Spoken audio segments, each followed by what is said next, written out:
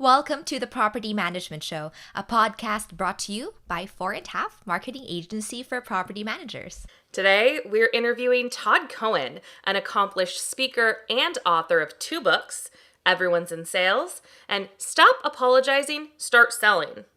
This episode is not just for BDMs or professional salespeople. No. If you work for a property management company in any capacity, stick around because we're about to change your life. Seriously.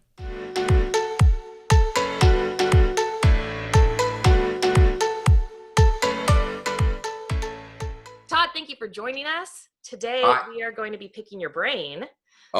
That's not a lot to work with. I have to tell you, that's not a lot to work with right there.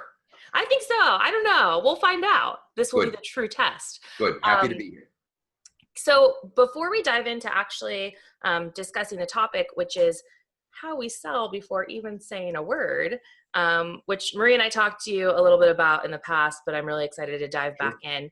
Can you just introduce yourself, introduce who you are, just like a quick tidbit about you and your experience? Yeah, so I'm a guy who's passionate beyond words about showing everybody how we're all in sales every day.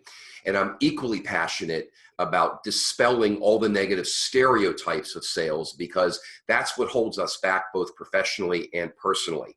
And I have to tell you, ever since I left my last, we'll call it real corporate job about 12 years ago, this has been my mission. And I do this primarily through keynote speaking and doing workshops. I do about 90 appearances a year. Of course, that was pre-COVID. I can't say what it's going to be like going forward, but I am ecstatic to be here and show everybody how everyone's in sales. Yeah, that's a really interesting thing to claim. And so we're going to learn more about that. So Yes, let's start with like a broad question. What do you think is the most important or most crucial step of the sales process? I'm sorry. Go ahead, Marie. I'm sorry. It's fine. I got so excited. See, Marie, I got so excited. I couldn't wait to answer the question. It's a great question because in traditional sort of old think sales training, nuts and bolts methodology, there are those who would say on the first sales call, right? When the contract is signed, when the product is delivered, when the objections begin. And sure, yeah, that's all true. And it's kind of very 1990s, right? And the reality of it is the sale begins before you ever say a word. Now, how do I know this? Because we're all consumers. We all make decisions the minute we see somebody, the minute we read something, the minute we encounter another human being, our brains automatically form an opinion. And that opinion says, I feel good, I feel like I'm in the right place, or there's something about this, and I can't quite put my finger on it, or maybe I can, that says this isn't maybe the right place for me. You see, the person doing the selling, which is everybody, begins the sale before the word is spoken. It's about how we choose to show up. And that is what is missed so often and far too often, and to the absolute detriment of organizations today. So would you say that is the most important part of the sales process also? I think today it is, yes, because people have shorter attention spans. People are making decisions much quicker. We're incredibly disconnected with human beings. We're busy with our phones and our iPads and our computers, and our brains are already clicked on to the next thing and the next thing. So we've got this narrow little window by which we start the sales process. If we miss that window, we've made it infinitely harder on ourselves. So basically, it sounds like, so you said, the moment you show up to a person, right, is the moment it kind of starts, and that's the most important. And before I guess most people thought that the start of the sales process is the first call, and that's the most important part. Like when contact is made. Yeah, what you're saying is, apart from like literally showing up, maybe video call or something, it sounds like also when people see your stuff online. You said something about like, as consumers, when we read something, we already form an opinion. Like, so that counts. Yeah. Interesting. Yeah. Well, look at it this way. I'll even prove it to you right now. I believe we're being videoed, and a lot of your listeners and watchers will look at this. And the minute this video went live, people made an instant decision, whether they realized it or not, about what this was going to be like. They took a look at me. They took a look at the way I was dressed. They made a decision. They said, you know what? I don't listen to bald guys, or I like bald guys, or, whatever decision they chose to make, because we have inherent bias as well when it comes to buying. So I had to make a choice about how I was going to show up today. I made a choice to wear a shirt with my logo on it. I made a choice to shave this morning to make sure that I was showered. Probably too much information. The reality of it is, people make a buying decision, the initial buying decision, in a split second. It's absolute truth, and it's absolute fact. And again, as a consumer, we know this to be true. That's where the sale begins. It kind of reminds me, and this is going like way far back, because since my marketing career, I have not even used this term, but I remember in school, there was part of a consumer behavior class or an e-marketing class or something that talked about zero moment of truth. Yeah. I don't know if you're familiar with that, but it's kind of a little bit different, because if I recall, zero moment of truth is when the buyer kind of unconsciously realizes that they need to buy something, but it could happen at the exact same time as what we're talking about right here, right? Yeah. It's a brilliant concept, and probably a little beyond my, but it's beyond my pay grade. And not but, there's a key sales word for you, is never use the word but, because it negates everything. It's the word and, because that connects people and helps people be less defensive. So to your point, I agree. And it's a little tangential to what I'm speaking about here. Okay. There's a book by Malcolm Gladwell called Blink, about how people, decide and think in a blink. That's actually one of my favorite books. And that's what began my thinking many years ago on this topic.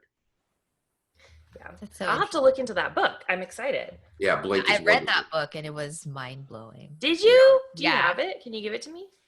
I probably have it somewhere. Okay. Have to look through all of these books behind me. Here's a good book for you. All right, never mind. Definitely. That's a really good book. We'll link that book.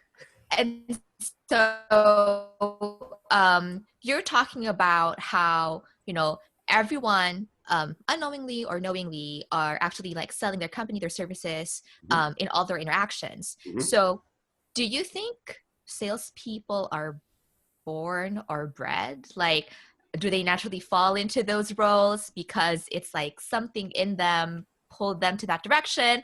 Or is it a product of their experiences or their mentors? So yes. Yes to all, no to all.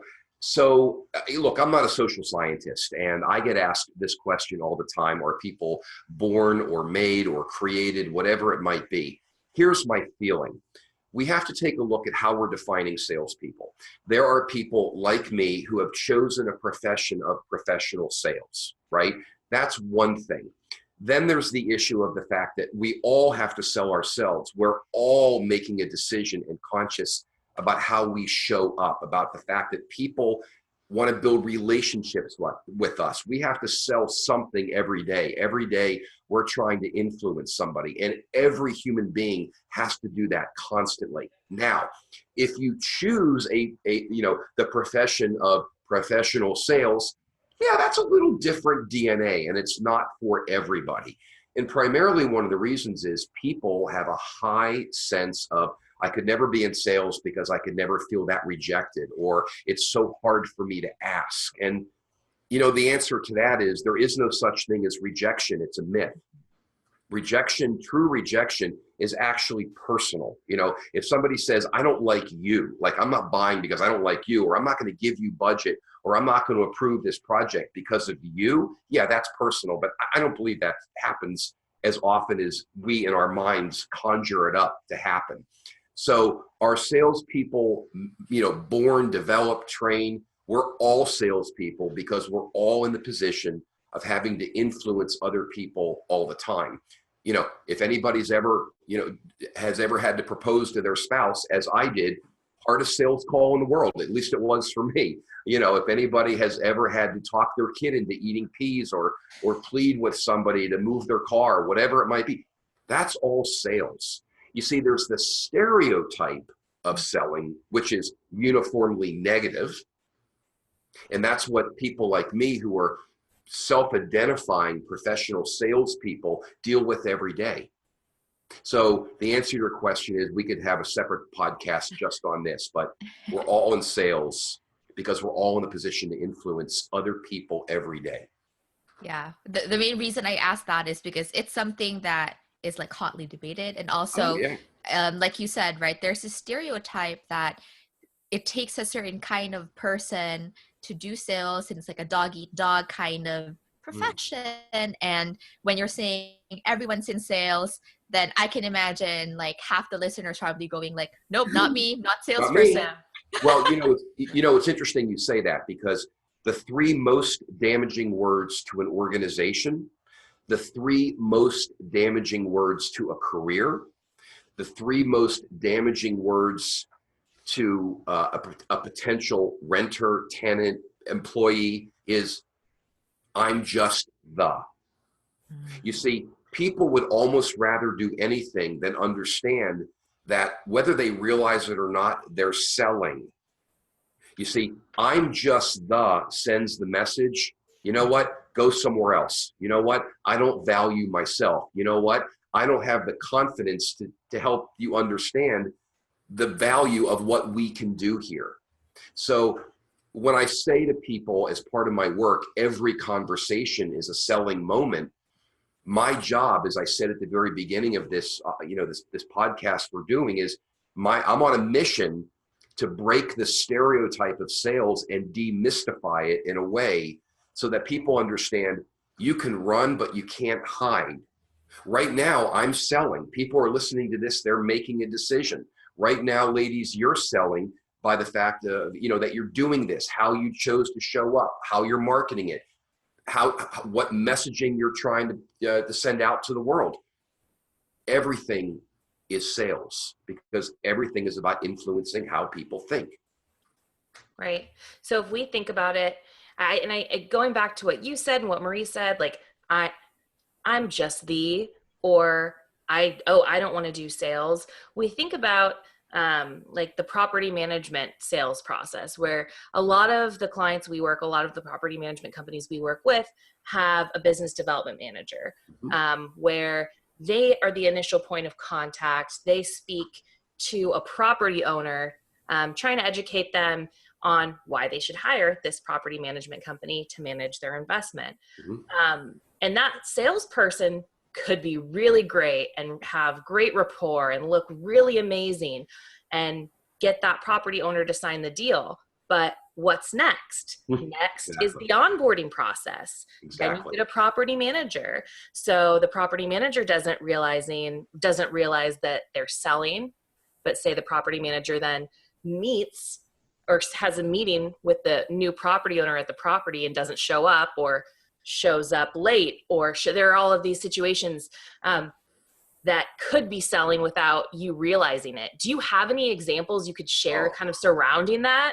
How much time do we have? I mean, we have 700 hours. Yeah, it's good, because that is even enough time for me to give you all the examples. Look, this isn't a stretch for people to understand, because we're all consumers.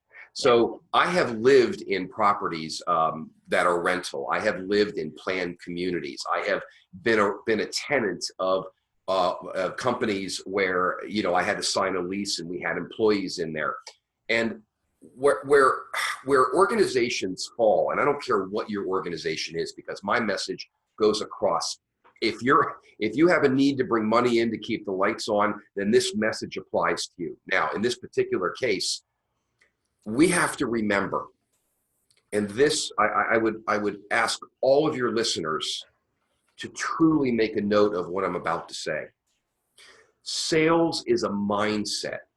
Sales is a behavior. If we confuse sales with sort of the slimy tactics, negative stereotype, the movies that have glorified the negative side of sales. Glengarry Glen Ross, the famous Alec Baldwin role, Tin Men, Boiler Room. I mean, the list goes on. Used Cars. You see, those movies, albeit funny or entertaining, they glorify the negative stereotype. And we have all, as consumers, been victims of bad sales. I have. In fact, I feel bad for the people who try to sell me badly because I essentially torture them in the process. But that's a whole nother conversation. So to your point specifically, if we look at sales as a mindset and a behavior, and we train people in the organization, which is the work that I do, that listen, when you're engaging, you're selling. So here's what I teach people. You don't have to do anything different. You have to think differently about what you're doing. So that next email that you send out, we need to think proactively, how is this going to be heard? The next person who walks into your office and you say, and you greet them in a way that isn't particularly the company way, that's a sales moment. Now, someone may say, well, we're good. We've trained our people in good customer service. That isn't even scratching the surface. You see, customer service to me, albeit massively important, is a subset of my message, which I call sales culture. So everybody in the organization has to look at every interaction as meaningful. Every interaction has a systemic, profound downstream effect on a prospective client signing the deal. And oh, by the way, staying with you at renewal time. Oh, by the way, how they're going to engage with you when they're upset during the lease period. I mean, the list is endless. We are constantly making a buying decision and then a validation of that decision with organizations every single minute. And oh, by the way, there's my favorite expression. And oh, by the way, there's more. If everybody doesn't embrace the notion that, hey, I'm in sales every day and how I show up matters, sooner or later, there's going to be a crack. And sooner or later, somebody is going to send a message that, drum roll, please, you're in the wrong place. And that's the essence of sales culture. Everyone's in sales. And it takes a lot of courage to think differently about every interaction. And not every company is up to it. Yeah. And to piggyback on what you had said, right? So you don't really have to, change the processes and procedures or the manuals of your company. No. The key thing is to change the mindset. And then because once you change the mindset, the actions follow, right? Absolutely. Well said, Marie. Absolutely. It's harder, but it's harder. It's easier to change your manuals and your training procedures, right, but changing the way people think about, your company and their jobs. Well, you make a good point, and my response to that is, you know what, life ain't easy, and especially as we're moving into post-COVID and how to recover. Never more than today is my message of everyone's in sales, all hands on deck. People are your recovery mechanism. Never will that mean more than what it does now. Why? Because people are terrified. Have I overextended myself on this lease? Do I have the right people in place? I can't miss a single business opportunity because somebody looks at their job as a checklist rather than what they do impacts my decision to ultimately say yes. This is a profound mindset shift that your constituency does not have an option on this. I am passionately sure of this point. Well, it goes back to having the right people. And absolutely. There are a lot of different operation styles that we've talked on our podcast about in the past. But one of the things, there are different ways to phrase it, but a common theme or a common phrase is right people, right seats. And if you don't have the right people that have that sales culture and that sales mindset, right, you might need to look for something else. Well, you Brittany, you bring up an enormously critical point here. So as I've been saying in all my virtual keynotes, and I personally can't wait to get back on the big stage. I hate being locked up at my home here in Philadelphia, but until I can get out there, the point that I'm making to everybody, it doesn't matter about your price, your service, how quick you are, how efficient you are, because right now people are trying to find the differentiator, the difference maker, the part that makes you stand out. Anybody who understands that it's the people will absolutely accelerate their recovery. Now, here's a tip for your audience that I want to share, and I share this with everybody. As you're looking to bring in new people, as you may be turning over your staff, as you unfortunately had to furlough people, and some people may not be able to come back and you may have to restaff, ask this one question during the interview process. Ready? Here it is. Drum roll. Tell me about something that you've sold in your life. Period. Question mark. Or let's see, maybe the question, no, it's question mark, period. But you get my point. Because if they can't sit there and tell you about a time that they've achieved something because they were able to influence somebody, about a time that they were passionate enough about something to achieve a goal, especially if they can't say, well, look, I'm here selling myself to you in this interview right now, then this is not somebody you want to hire. Everyone's in sales. This is a mindset, and it is mandatory and critical for recovery. It's a cultural shift. And the beauty of it is, it doesn't cost you any, well, you want to hire me to help. I'm happy. I would love that. The reality of it is, it doesn't cost you anything to change other than the time involved to point out to people what you do matters. What you do systemically makes its way through the chain and influences our customers. Yeah. Like I came to work and I picked up the phone and had a smile on my face. It's weird. Right. It's interesting. There's such little things like that, right? But you had a smile on your face because you're a nice person and you're a happy person. And probably somebody at one time said, when you're smiling, people can feel it, right? Let me take that a step further. Now we have to look at that through a sales lens. You see, all of these activities, I don't want you to stop doing them. I need us to up our game and look at them through the lens of, wait a minute, I'm selling right now.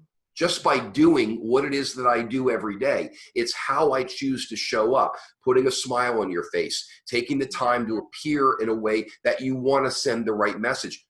The challenge for us all is, as I said a couple of times now, is to redefine the term sales. Yeah. And that's what I do. Yeah. And, with all this talk of every moment in your life, almost you're selling, right? Not just your company, even yourself, right? Yeah. Yourself, right? For like a potluck, once this is over, you're like selling yourself to whoever's there, stuff like that. But when we're talking about your profession, like if you're working for a property management company and, you're a receptionist, you're a maintenance coordinator, and, sales isn't really like in your job description. But if, let's say, the owner of the company goes to me and says, hey, from now on, we're all salespeople, it kind of feels exhausting to be like, oh, now I gotta sell, like I gotta like do my normal job, and now like adding to my job description. And yeah. Like how do you get people on board with it, I guess? Yeah. So that's sort of the secret sauce of my keynotes and my workshops, and I charge millions of, no, I'm kidding. No, let me give you I wish I could charge millions, but especially not in today's environment. So I'll be your assistant if you can charge millions. I will take you both in a heartbeat, because your format for this is so clean and so crisp and so professional. And I just can't afford either one of you. But suffice to say, how do you get people on board with it? There's really not, if you make it a gigantic mountain that we have to scale, then they're not going to be on board. They're going to look at it like, oh my gosh, right? Here's essentially how it goes. We have to point out to somebody every day when we see an example where what they've done has made a difference to a customer. So for example, if you're in human resources for a property management company and one of your property managers comes to you and says, look, I've got to hire a new, it doesn't matter who it is, right? A new plant manager, a new maintenance supervisor, a new gardens guy, whatever it might be. I need you to help me write a better job description so that I can get to the right person quicker and more efficiently. So when HR is now intimately involved in that process, and then systemically, it makes its way down the road, right? The job description gets posted. You get better candidates up front. You make a quicker hiring decision. That person becomes on board. That person onboards quicker. Yeah. Guess what? That HR person, when she or he did what he did, they were the chief sales officer, because they weren't thinking about, this is a checklist thing. This is going to help us help a client say yes. Because if I now have a hand in hiring a great ground supervisor, that's going to be better for us when prospective tenants come on the grounds, right? So it's a broad-minded, big thinking, big boy and big girl pants concept, right? So, and the other way we get people on board, and this is how I do it, I'm very, very clear in the beginning of my keynotes, this is not sales training. I am not here to teach you how to sell. I am here to show you that what you are doing now is selling. And that gets people's attention. People go like this. They snap up and they go, okay, maybe I won't fall asleep during Cohen's presentation. Maybe I'll actually pay attention before I fake that I have a phone call and, run out, like the days of when I was dating and, my friends would call me and say, oh no, get me out of this. I'm kidding. No, I never have. I have a toothache. I've got to go. Well, so it's almost empowering, I'm sure. So instead of scare tactics, you're empowering them to want to be better by saying, hey, you're already doing this already. You don't need to learn new skills. Change your lens. Yeah. Change your lens. And look at it this way. Nobody wakes up in the morning and says, I am proud to be overhead. Nobody wants to come to a job where they go, I don't matter. Man, that makes me feel good. Right. I am so glad to be irrelevant. That is what I was born to be, was meaningless. Nobody, if they do, then that HR person should have a conversation, and there's probably medication that can work and whatever, but that's a whole different conversation, right? Here's the deal, folks. You show people how what they did eventually led to revenue coming in the door, they're in sales. And guess what? They do it again and again and again and again. I believe in a glass half full perspective on people in the work environment. I believe people want to make a difference. I love that. And that actually reminded me of something. So Brittany, right? Like whenever we get like great reviews from people we work with for marketing, right? The owners of the property management companies often mention people who are, they're either their account manager or people who work on their campaigns. And although like Logan, our director of sales, is doing an awesome job, like uncovering their needs and offering products that actually work for what they need, rarely do we see reviews for him, even if he's the one who like recommended the product. Right, because he's not the one giving them that positive emotion once they start working with us. The account managers on our team they become team members of the clients we work with, and we want to build a relationship. They're their advocates. That's what we call them. Like if you're an account manager and you work for 4.5, your job is to be the advocate for your client. So when you create that relationship, there's a bond, and you are selling when you do that. Absolutely. Listen, in the planned community that I lived in prior to the house I live in now, I live in Philadelphia, as you know. I won't mention the builder, but suffice to say, it was a very poorly built community. It had tremendous, tremendous, tremendous problems. And we went through new property managers every 3 years. And, the first year they were great. The second year they were a little less great. Then by the third year, they had just given up, right? Because the problems in the community were so significant that it really became, we actually had people who would stop bidding. Because word got around about this community. Oh yeah, it was really tough. And, I remember having a conversation with the property manager before we moved out of there a couple of years ago.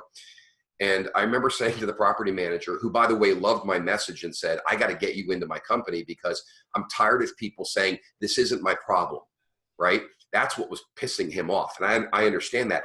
But when I think back to the entire crew that worked there, I think back to the chief of maintenance, right? Here's what he did. He greeted me by name and everybody else by name every time he saw us, right? That may not sound like a big deal, but using somebody's name is a selling tool. It demonstrates for a split second that you're the only person in the world. People want to know that they're important. That's what creates buying decisions. If we needed maintenance, he had an extraordinary way of deciding like the triage of it, right? And I'll never forget, once my hot water heater blew up and I couldn't get a plumber in there, I called the office, not that it was their responsibility because we owned these units, right? It wasn't their responsibility to replace my hot water heater. But within 5 minutes, this gentleman was at my door with a bucket, with a mop, with booties, with the whole thing. And he said, this is priority to us. Now, if I had said to him, you're a great salesman, he would have said, no, I'm not. I'm just the. You follow what I'm saying? This is just my job. This is just my job. Yes, it is. You're also in sales by default because you're influencing me through your behavior that I made a good decision when I was a part of the finance committee to choose your company. Yeah, it reinforces the buying decision. Right. And so it's funny. Typically, when we think of the sales process, right, it's like a straight line of like, this is the sales process, and then it ends, and then not my problem. It's with the ops or whatever. Right. But with recurring revenue businesses, every month that someone pays is a buying decision. 100%. Right? And property management is that kind of industry. Like an owner can easily get out of the agreement and look for another property manager. But if you think of it as, no, every month I got to sell this customer to keep me as a property management company, keep us as a property management company, I think like that's really powerful. And that's their whole message. Yeah. I mean, Marie, you make an incredibly, again, you ladies are phenomenal interviewers. You make obviously you get this and you studied it, which by the way is a selling thing to me. See, it makes me feel good about committing to this podcast, right? It demonstrates to me this is a selling moment. You might be thinking you're just the hostesses, right? You're not. You're salespeople for this organization because you've clearly done research on what I do, right? You're listening to the application. And that's what people need to understand. You're not doing anything different than you normally do. I suspect every podcast you record, you are as engaged as you are with me, although I know I'm fabulous, but you're as engaged You are. as everybody, I'm also, unfiltered. But the real story here is that sends the message to me that, you know what, I'm in the right place. And I'm interviewed. I have 3 more interviews this week, and I can tell you every single one will be a new adventure. Every single one will start differently. Every single one will demonstrate to me with every conversation whether they're engaged or not, which tells me they're selling me on being there or not.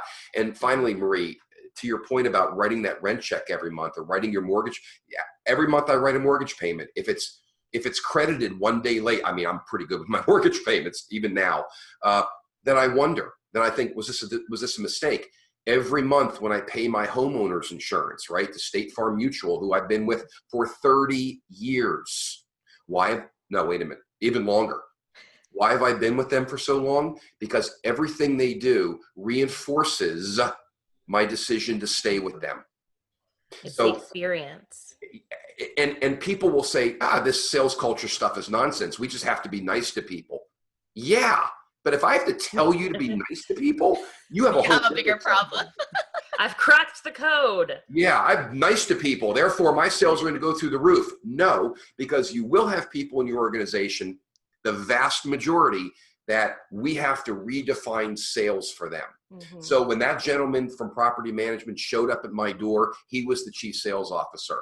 When I dropped off my condo fee check every month, and someone said, "Todd, thank you, appreciate you being on time," that was a selling moment. We have to redefine sales over and over and over again for people.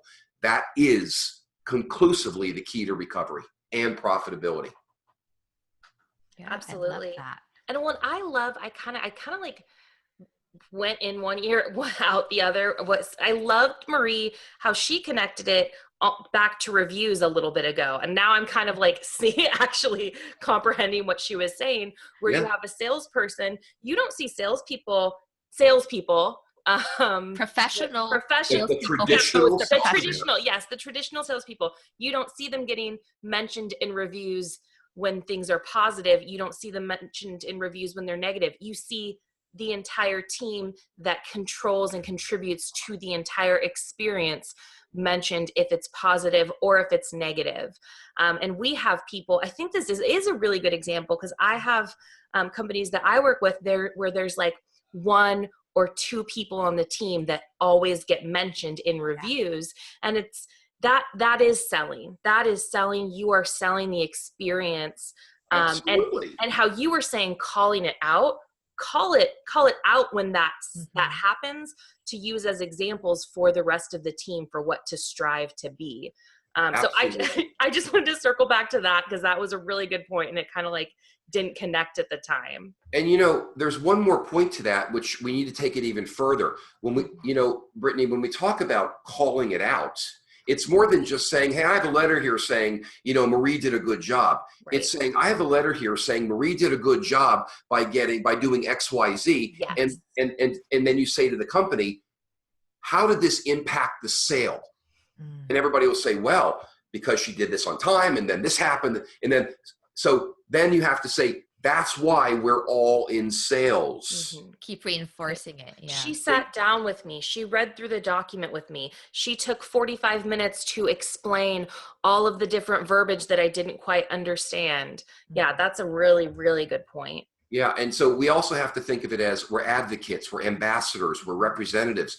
See, that's 1990s. Right? That's 2000. That's sort of, what all these overpaid academics, and all these universities write these big fat books to basically say what I'm saying in 5 words. Yeah, you represent your company. Now let's go to the next chapter. Yeah. Yeah. That's awesome.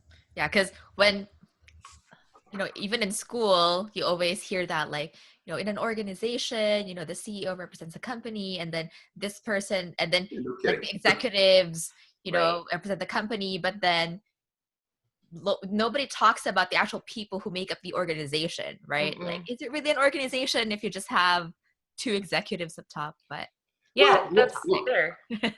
And there are countless examples, both massively big companies and teeny-weeny little companies. I mean, look at Boeing and the crises they've had with the 737 MAX, right?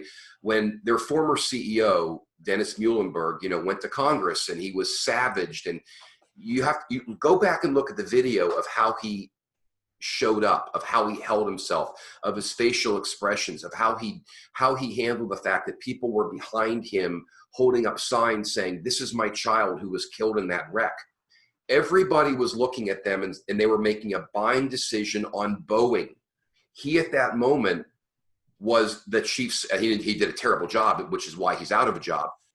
But he was the chief salesperson for Boeing at that point, and he completely missed the opportunity to sell his company. Mm-hmm. And that should have begun with vulnerability, humility, and showing his humanity, which, by the way, are 3 of the most important sales tools we as human beings have. Vulnerability. Yeah, I know this apartment's a little expensive. Man, I remember my first apartment.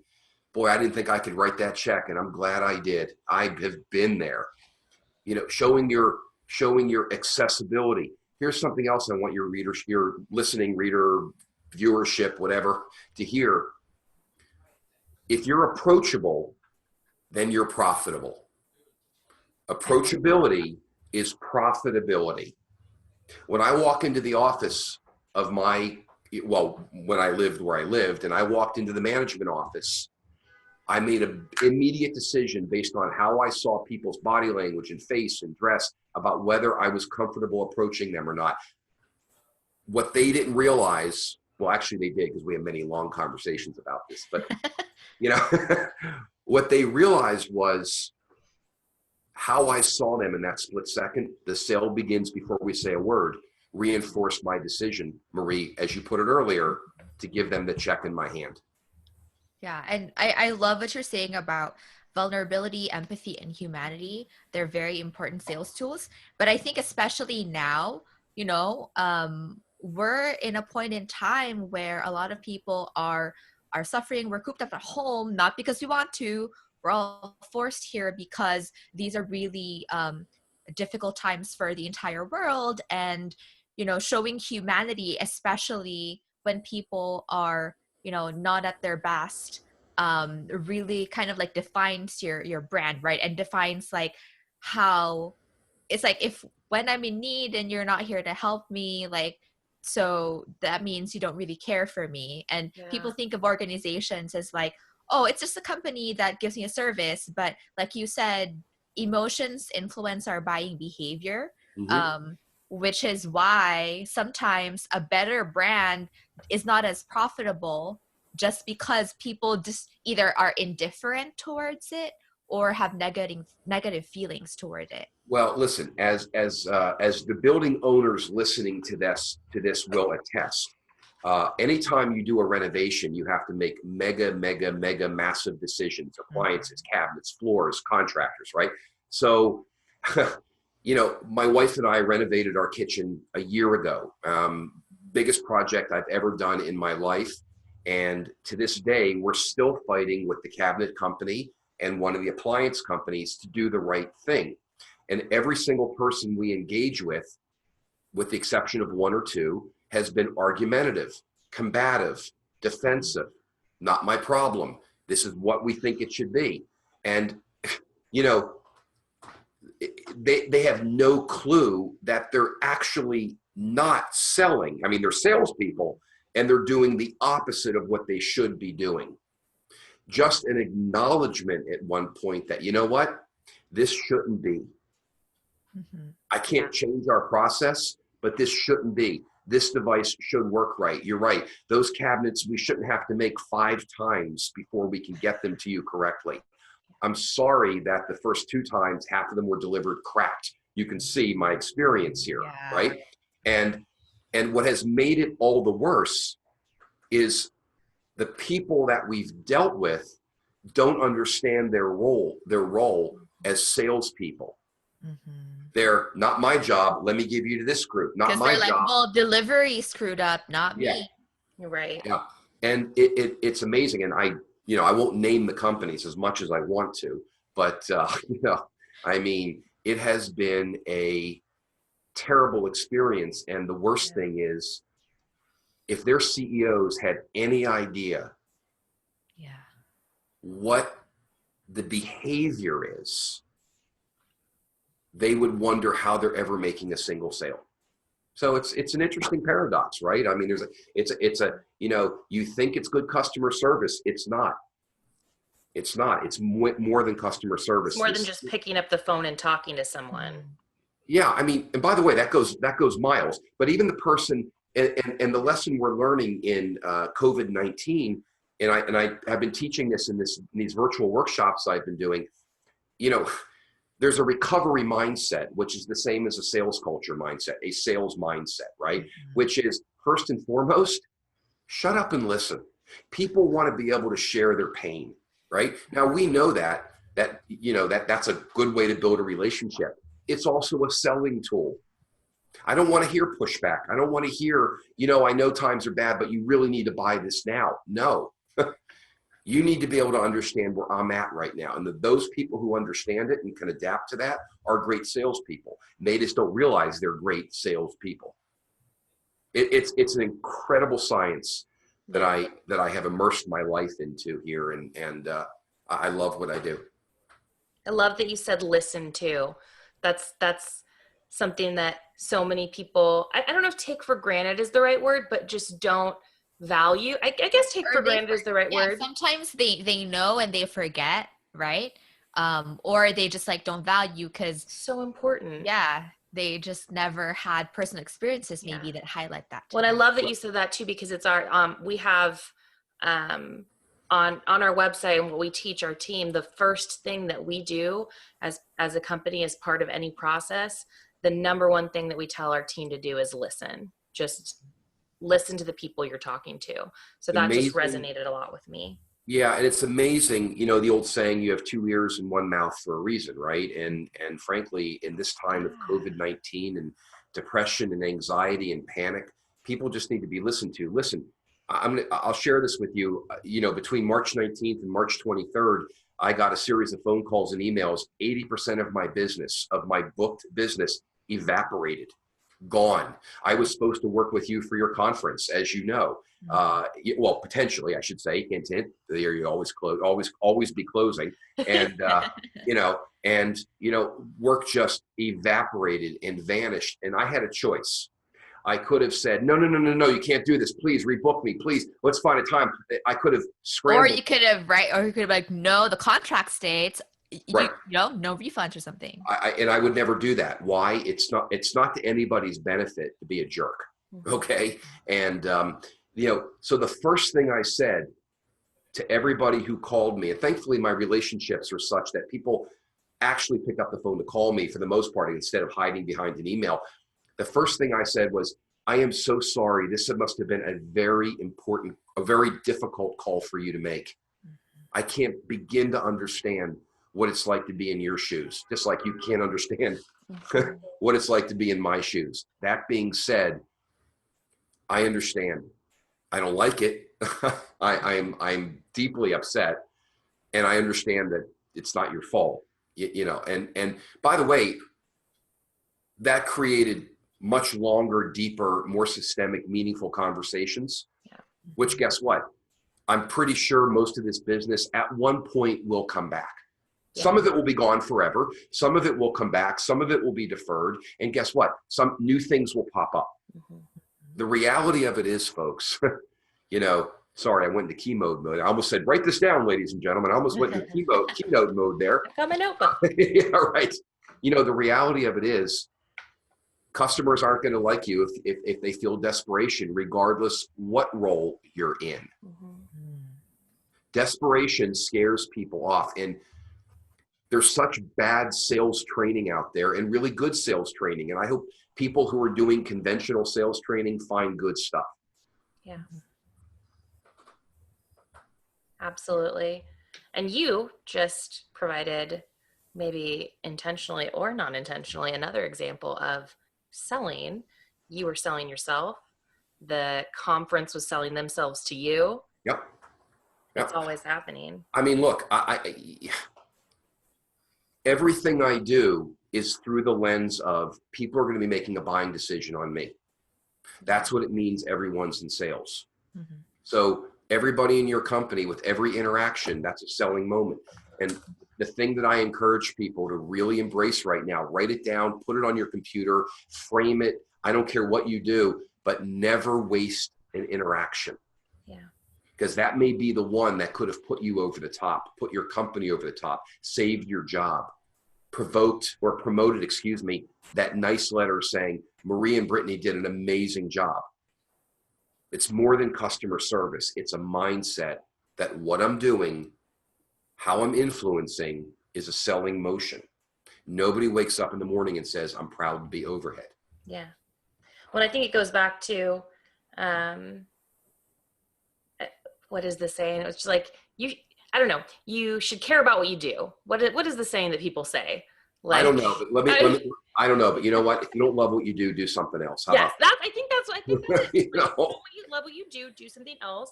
Because if you get people that love what they do, they're going to care. They're going to show humanity. They're going to show vulnerability. It comes out. All of those things. It comes out. Look, I love what I do. Yeah. Love it. Best thing ever happened to me was when, 12 years ago, my company eliminated my job.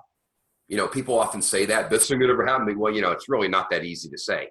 But, you know, and for the first couple of months, yeah, I was lost. And then I got out there and I figured something out that really, you know, made me very passionate, which is, you know, everybody's always talking about the sales team, but what about the rest of the organization? I can't do what I need to do without them. So they're all part of the sales dialogue. Well, that means, and over time, I began to formulate this and talk to thousands and thousands and thousands of people, you know, CEOs and people across companies. They're like, wait a minute, how do I contribute to the sale? I don't want to be in sales, but how do I contribute to the sale? You see, that's where it started. So it's like, well, you are in sales because you're contributing to the sale. Yeah. And by the way, one message to all your property owners and property managers, every single person should go on a sales call, because it's good to hear how the process works. It's good to see how a customer evaluates your offerings, because today being better, cheaper, quicker, faster isn't going to sell. Being able to connect in a way that solves my problem and solves my pain, and I trust you and I feel you, that's what gets sales done. And everybody plays a role in that. Nobody's exempt. Yeah, that's great. We agree. Do you have any like parting words for our listeners, or anything else that you think is helpful to contribute to the conversation that we may have missed? Yeah, absolutely. You know, I'd like to think that I've offered a lot of takeaway points here, and I'm confident that I have, and I know you ladies will summarize and do your thing professionally as brilliantly as you do it. And I think the number one takeaway is that everyone's in sales, not because we're asking them to go out and knock on doors and sell in the stereotypical way. Everyone's in sales because we have to adopt, it's not an option, we have to adopt the mindset that every interaction leaves a mark. That mark either says, I'm going to buy from these people, I'm going to rent from these people, I'm going to come to work for these people, I'm going to stay working with these people, or not. And you have to make a decision about your people that they are absolutely the reason you will or will not recover. It's not your product, it's not your service, and it's not your price. It's your people. Period. Yeah. Period. Recovery Awesome. begins and ends with people. Because that keeps coming up in our podcast. Absolutely. And it begins and ends with the culture that you build. And if you allow silos between the operating groups to rise up, then you will be dealing with mediocrity, because then what happens is people go like this, not my job, it's his problem. Yep. So how do we bring down silos and create profitable companies? We build a sales culture.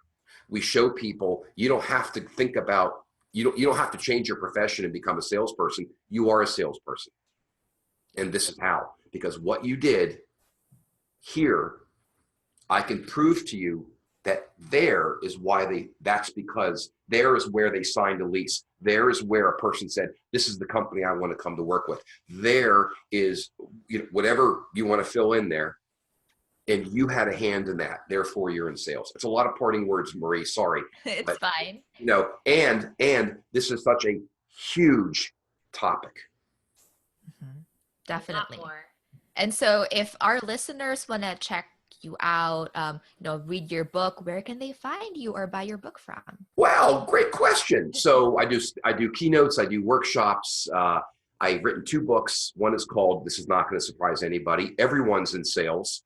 And the second book is, I'm sorry, no way, right? Hold on, let me see if I have my second book here. And my second book is called Stop Apologizing and Start Selling. It's about how difficult it is sometimes to ask. My website is Todd Cohen, TODDCOHEN.com. Everything about me that you'd want to know, how to book me. There's tons of free information, videos, white papers. You can buy my book online. Buy it from me, because then I'll sign it and send it to you. And Amazon pays me like a fraction. So yes, I'm a one-man band. Hey, it's a pandemic, folks. I need the money. But and my phone number is 866-515-9790. 9445, extension 100. I have 5 extensions. They all go to you. But they all roll to me. But I would love to hear from anybody. I would love the opportunity to bring this message in-house. Yeah. And I am confident, I've worked in your industry for a long time, confident that I can make a change for you. Absolutely. And yeah, so to our listeners also, I recommend, no matter how you feel your team is doing, have them listen to this podcast. Have everybody listen to the podcast. I know for certain we're going to have our entire team listen to it, because I feel strongly that we do a great job, but I always feel like you can do even better. And I think this has some really great ideas and concepts to consider. So everybody listen to it. Everybody listen to it. Yeah. And get in touch with Todd.